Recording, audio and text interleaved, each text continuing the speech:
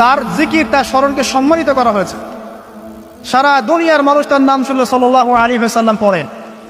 প্রত্যেকটা মুসলিম এই উম্মতে মুহাম্মাদের মধ্যে, মুসলিম বা নন মুসলিম, হুয়েভার ইজ, তার মৃত্যুর পরে তার চেহারা তাকে দেখানো হবে, বলা হবে এই ব্যক্তিকে যাকে তোমাদের কাছে পাঠানো হয়েছে। তিনি আমাদেরকে ভাই বলে সম্বোধন করছেন। তিনি বলছেন, কাশ আমি আমার ভাইদেরকে দেখতে পেতাম। সাহাবীরা বলছেন, আমরা কি আপনার ভাই নই? তিনি বলছেন, না, তোমাদের পরে যারা আসবে আমাকে না দেখেই বিশ্বাস করবে এরা আমার ভাই। সব নবীকে দোয়া কবুলের ইখতিয়ার দিয়ে দেওয়া হয়েছে। সব নবী দোয়া দুনিয়ায় করে ফেলেছেন।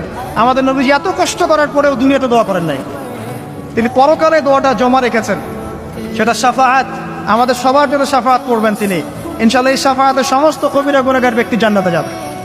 আমাকে বলেন, সব নবী যখন ইয়া নাফসি করবে, স্বয়ং নবীরা পর্যন্ত, এই নবীর মধ্যে আদম আছেন, নূহ আছেন, মূসা ঈসার মতো নবী আছেন আলাইহিস সালাম, ইব্রাহিম আলাইহিস সালামও আছেন, আবুল আম্বিয়া ওয়াল মুরসালিন।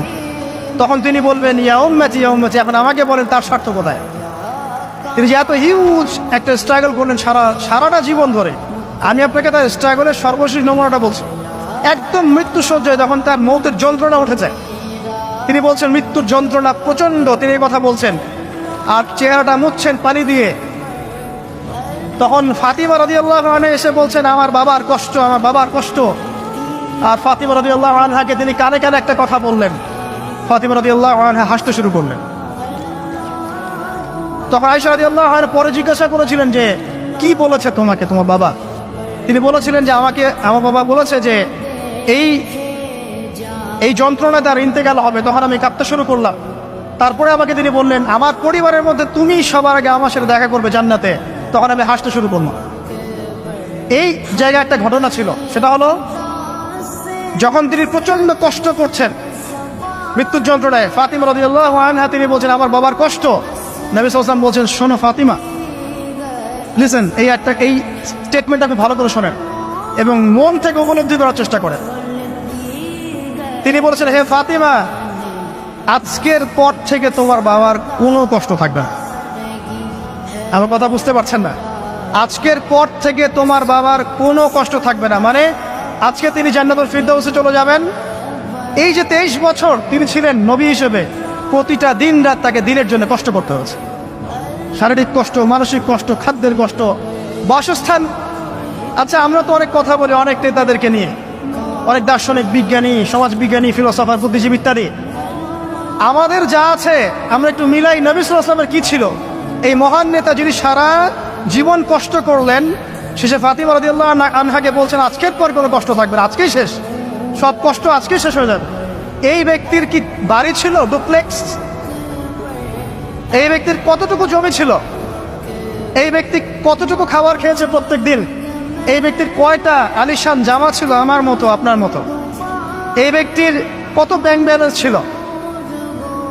এই ব্যক্তির কি ছিল দুনিয়াতে? দুনিয়ার জীবন চলার জন্য তার ঘরে কি ছিল? আসলে আমাদের প্রত্যেকের ঘরে যা আছে, নবী সাল্লাল্লাহু আলাইহি ওয়াসাল্লামের চেয়ে বেশি সম্পত্তি আছে। এই হিউজ স্ট্রাগল তিনি করলেন কার জন্য, মানে কাদের জন্য? তিনি পেলেনটা কি? এক কথায় উত্তর হচ্ছে, এই কষ্ট তিনি করেছেন উম্মতে মুহাম্মাদের জন্য। আফসোস, দুর্ভাগ্য যে আজকে উম্মতে মুহাম্মাদের মধ্যে এক শ্রেণীর মানুষ তার চরিত্র নিয়ে কথা বলে, দুঃসাহস করে, লজ্জায় তাদের মাথা হেড হয়ে যায় না। লজ্জা থাকতে হয় মানুষের মধ্যে। তো ধরেন কেউ একজন আপনার প্রতি ইহসান করেছে, অনেক উপকার করেছে আপনার, আপনি যদি তাকে নিয়ে ভালো মন্দ কথা বলা শুরু করেন, বুঝতে হবে আপনার নির্লজ্জ প্রকৃতির মানুষ, আপনি লজ্জাই নেই আপনার। আপনি একজন মানুষের কাছে ইহসান বোঝার, সে আমার জন্য কত পরিশ্রম করেছে, আপনার তো তার পা ধুয়ে দেওয়া উচিত। সাহাবা রাদিয়াল্লাহু আনহুম এই কাজটাই করতেন এবং তারা আল্লাহ এবং তার রাসূলকে আপন মনে করতেন। কোনোদিন তার কাছে গিয়ে কোনো হাত চেপে দিয়েছে, কখনো ফিরে আসে নাই খালি হাত। কোনোদিন কেউ দান চেয়েছে, তিনি ফিরিয়ে দেননি। একদিন নামাজে দাঁড়িয়েছেন, ইকামত হওয়ার পরে আবার বাসা চলে গিয়েছেন। সাহাবীরা অবাক, কি ব্যাপার? একটু পর ফিরে আসলেন, বললেন আমার কাছে কিছু দিনার ছিল, এগুলো সাদাকা করে দিয়ে তারপরে নামাজে দাঁড়ান।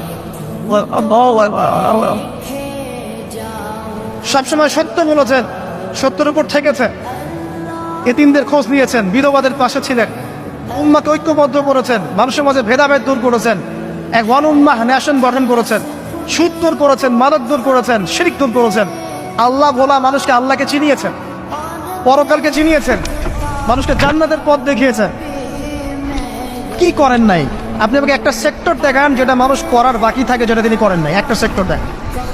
তারপরে মহান মানুষের সম্পর্কে আমরা বাজে ধারণা পালন করছি, আজে বাজে কথা বলছি। দেখুন, এখন মুসলিমদের হয়তো কিছু করার নাই, বদদোয়া তারা করবে, এবং এই বদদোয়ায় নিঃসন্দেহে ইফেক্টেড হবে তারা যারা নবী সাল্লাল্লাহু আলাইহি ওয়াসাল্লামের সাথে শত্রুতা করছেন, কোনো সন্দেহ নাই।